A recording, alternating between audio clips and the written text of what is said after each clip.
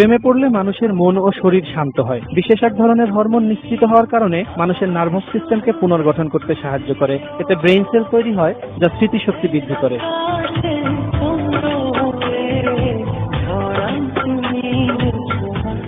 যদি কেউ তার কাঙ্ক্ষিত মানুষটির সঙ্গে কথা বলে তাহলে তার হার্টবিট 3 গুণ বেড়ে যায়। গবেষণায় দেখা গেছে এমন ক্ষেত্রে শরীরে স্বাভাবিকের চেয়ে বেশি মাত্রায় রক্ত চলাচল করে, যা স্বাস্থ্যের জন্য ভালো।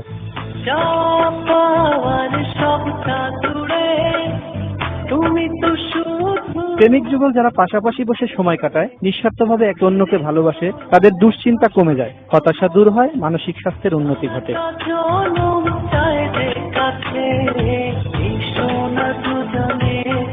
যাদের মনে ভালোবাসা নেই তাদের ইমিউন, এন্ডোক্রাইন ও কার্ডিওভাস্কুলার সিস্টেম ক্ষতিগ্রস্ত হয় বলে জানিয়েছেন মার্কিন the institute of research on unlimited লাভ।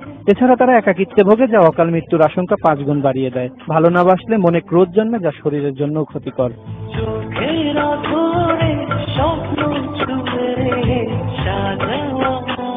ভালোবাসা এক মহা ঔষধের নাম। ভালোবাসায় জন্ম নেওয়া এন্ডোরফিন নামের হরমোন শরীরের ত্বককে নরম ও মসৃণ করে, বাড়ায় মুখের সৌন্দর্য। এমন তথ্য দিয়েছেন নর্থ ক্যারোলাইন বিশ্ববিদ্যালয়ের একদল গবেষক। ভালোবাসার অমর সৃষ্টি খুঁজে পাওয়া যায় বিশ্বখ্যাত কবি শেক্সপিয়ার, ওয়ার্ডসওয়ার্থ, রবীন্দ্রনাথ ও নজরুলের কবিতায়। ফিরোজ হাসান, মোহনা সংবাদ।